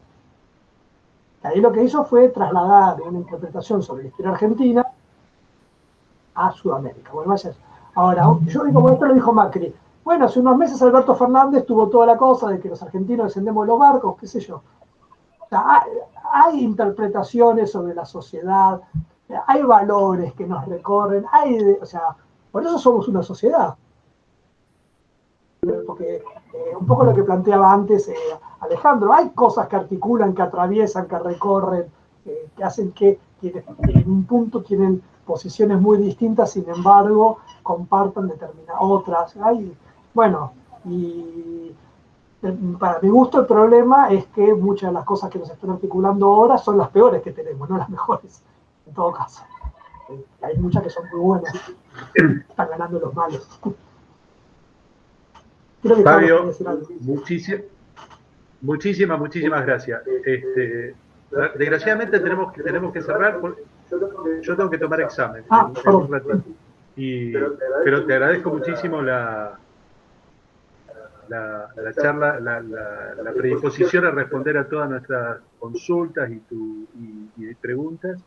Les quería comentar que se habló varias veces, que de paso hago la publicidad, acaba de salir este librito que son las conversaciones con François Artaud, en la que incluimos un artículo de Artaud que no estaba publicado en español, que se llama La historia pregunta, la historia por venir, y las conversaciones que tuvimos acá en Rosario. Así que para lo que le interese el tema, lo editó la editorial de la Facultad de Humanidades, así que aprovecho para la propaganda. Así que agradecerte, si tenés algo que agregar y pues saludar, nosotros felices con tu intervención y tu predisposición. No, bueno, tu generosidad. El agradecido soy yo, porque bueno, a mí me gusta mucho, como ven, charlar y discutir, eso es algo que lo puedo sostener durante horas, y me da mucho gusto también compartir y discutir estas cosas, estas ideas de que están en el libro con colegas, digo, porque no fue escrito para colegas, pero también quiero discutirlo con colegas. porque me parece que tiene dimensiones o tipos de análisis o problemas que plantea que son interesantes, más allá de cómo yo los resuelva bien o mal, eso es otra cuestión, que son interesantes para que tengamos presentes, para discutir colectivamente. ¿No? Me parece que en ese sentido muy contento y muy agradecido, aparte como dije antes, para mí siempre estar en Rosario, aunque sea en forma virtual, es un gusto, así que lo que espero que la próxima sea en presencial y estoy muy agradecido.